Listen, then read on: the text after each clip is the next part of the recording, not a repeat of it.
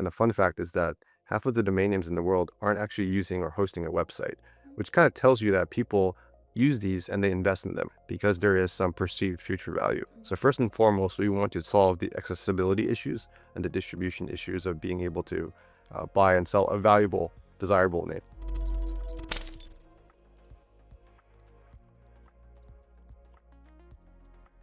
D3 is developing the Domo protocol, which is the world's first blockchain purpose-built for the domain industry.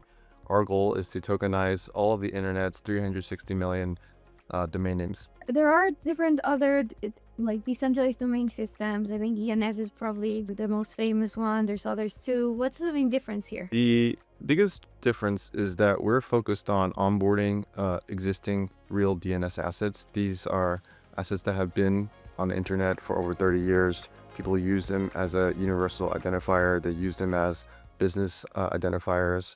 They use them to communicate and transact online. This is primarily where originally the inspiration for domain names came from, and the value attributed to them is largely due to their, basically their universal acceptance across anywhere on the internet, anywhere on the globe, any application. And so our goal is to be able to bridge a lot of this inventory on chain, because a lot of these assets have been traded just like real estate for over 30 years, but it's very painful to trade right now. So we're solving those problems through blockchain and also enabling an entirely new category of DeFi as well as composability by being able to break down or decompose ownership rights of a domain name and usage rights separately. Tell me more about that. Like how does it actually work? If somebody wants to own their domain name on your network, what would that look like? So very simply put, for context, domain names are an off-chain asset, right? They live on the DNS, which is the domain name system, the internet. These assets are basically custodied by accredited institutions today, like registrars, like a GoDaddy or a Namecheap. So when you need to use it or you need to transact or send a domain name, you typically have to go through these portals. These have been basically walled gardens for a long time. So our vision is to be able to create a network that is able to consolidate and aggregate and provide access to any registrar. And through that, as a user, you're able to access the blockchain for DeFi needs for composability. So we actually directly integrate into many of the leading registrars and enable tokenization as a free feature, really, right? So now you can bring your assets on chain for the first time. I really trust that if you're sending a tokenized domain to me, I can now claim that very easily without having to verify that logic. Is the main use case of bringing domains on chain, at least to the domain network, being able to trade them? Yeah, there's basically two elements, right? There is the DeFi angle, and then there's extended utility, right? Many people use domain names even on chain as an identifier, as we see with ENS and many other projects. So we definitely believe in the value of that, but I think there's a lot of the problems that need to be solved first and foremost, which is how easy it is to use these and for someone to acquire them. And so for many years, most of the domain names in the world have been owned by domain investors, speculators, people who want to build a portfolio. And the fun fact is that half of the domain names in the world aren't actually using or hosting a website, which kind of tells you that people use these and they invest in them because there is some perceived future value. So first and foremost, we want to solve the accessibility issues and the distribution issues of being able to buy and sell a valuable, desirable name. Most of the .coms on the world today are pretty much taken up. And so you've seen the rise of a lot of these, I would say, other extensions like .xyz, which one of our co-founders created, right?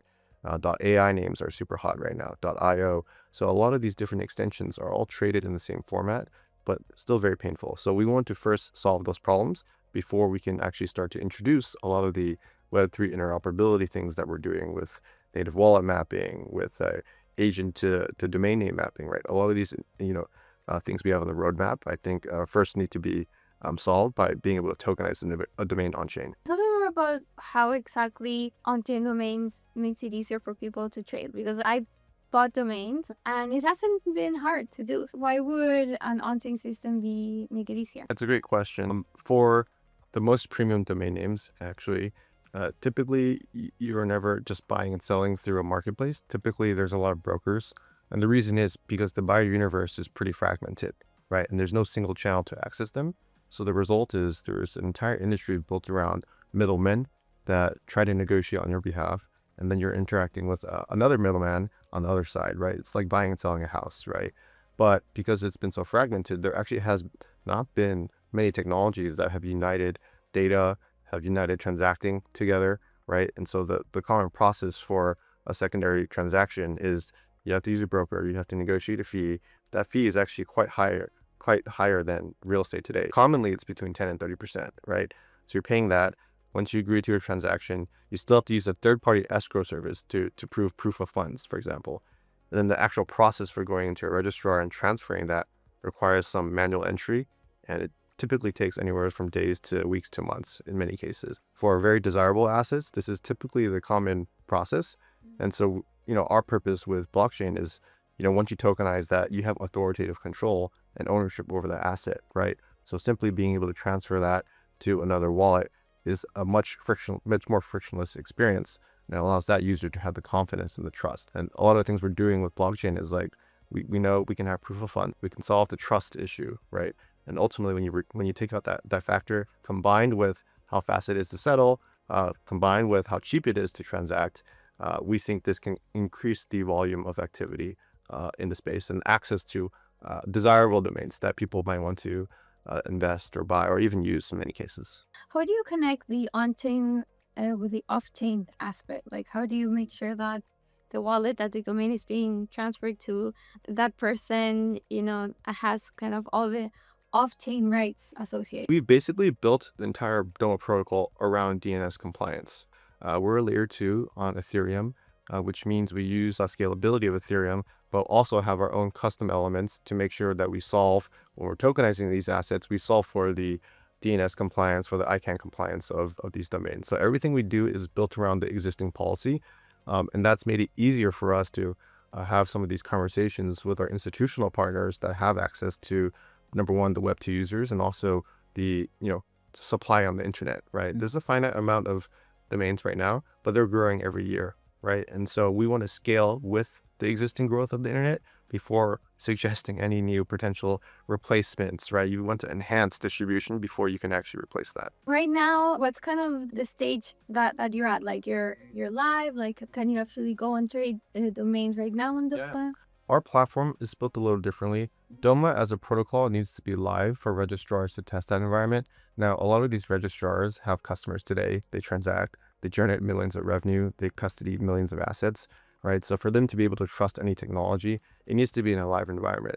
So we actually entered mainnet this month, stealthily, but our actual end user interface is rolling out in the next 60 days. And one of them is called Mizu, which is water in Japanese. Our goal is to make domains more liquid through things like fractionalization and Launchpad, which we think can access this entirely new cohort of users in Web3 and get them access to some of these valuable assets. We're live on mainnet. That tech is built. We've already announced a few registrar partnerships. We have plenty more coming away. Ultimately, our goal is to build a blockchain network supported by all these Web2 distributors that have access to millions and millions of Web2 users that may be crypto curious, but actually haven't really engaged in something beyond maybe owning Bitcoin, for example, on a centralized exchange. Tell me more about these more DeFi use cases that you mentioned before.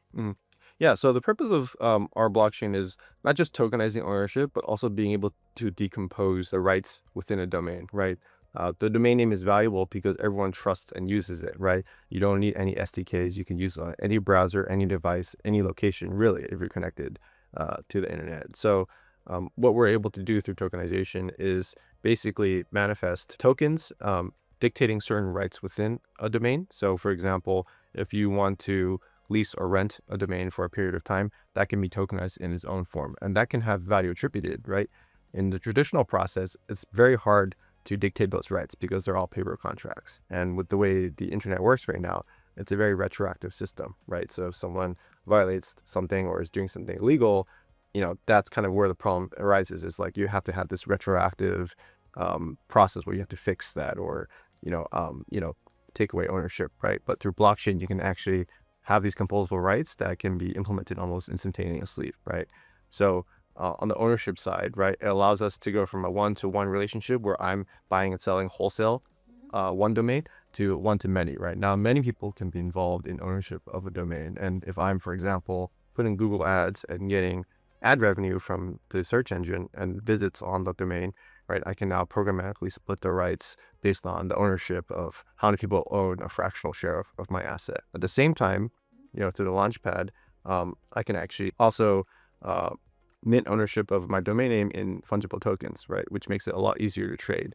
As you know, most of the retail audience right now is comfortable trading, fungible tokens, not too comfortable underwriting maybe a non-fungible access right now. There's a purchase barrier. So we're solving those problems too for a Web3 native audience. And once these ownership tokens are fungible, you can actually start to explore things deeper in DeFi, like collateralization, lending and borrowing against one domain, or even a portfolio of these fungible tokens, right? So now you can have ownership of 5 different .coms.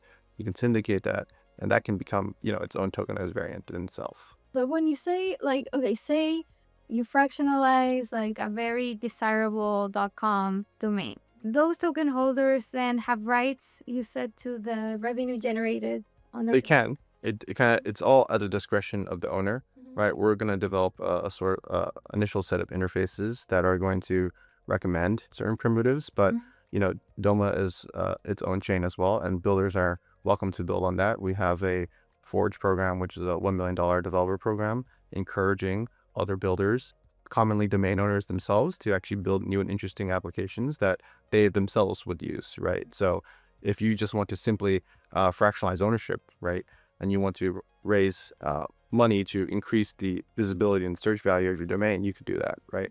We know plenty of domains or domain owners that have dictionary word.coms, sports strings like hockey.com, that may be comfortable giving up 20 to 40% of the value of their asset. In turn, they can take that as working capital and actually grow like search traffic to that keyword, or they can grow a business on top of that domain, right? Make it more valuable. So you kind of never know. The sky's the limit. The beauty of a domain name is that everyone can understand and appreciate that and trust that that is the only existing asset on the internet, right? Can't duplicate a cars.com or hockey.com or soccer.com. Will you have, or do you have your own native token? We're Ethereum L2, so right now we use ETH as our gas token. Our priority right now is to fulfill DomainFi, our vision of a mission of DomainFi, which is increasing the velocity of the domain economy. So whether it's transactions on chain, whether it's fractionalization and tokenizing these assets, we're primarily focused on that first. We're here in Singapore for Token 2049. Are you making any specific announcements? And if not, just in general, would love to hear kind of the next milestones that you're excited about. Yeah. Actually, last week, we actually front ran Singapore a little bit, and we actually announced Mizu, which is our liquid domains launchpad. For the first time, you'll be able to take a real domain on chain and actually tokenize that and fractionalize that on chain, so people can actually access these in ERC fungible tokens. We also have a Solana bridge that we're working on rolling out so that people in the Solana ecosystem can also access these eventually. And our vision is, the domain industry should be cross-chain. If you own a domain, you should be able to choose where you want that to settle, where you want that to trade. So it's kind of our mission just to be that gateway and really a bridge, or a bridge, right? We're a bridge and a network for these assets to, be on chain and be as composable as possible, right? To integrate with existing apps, right? There's a lot of great DeFi apps, a lot of great, value already been that's been created, and so we want to integrate into them rather than kind of replicate them, if that makes sense. And then, in the next 30-60 days, I think you'll see us actually, Mizu's on testnet right now, so we're actually going to push it to the mainnet in the next 30-60 days, and you'll start to see some of the first few high quality assets come out, whether they're .coms or .ai domains. You'll have to wait and see, but we're very excited to onboard some of this supply side.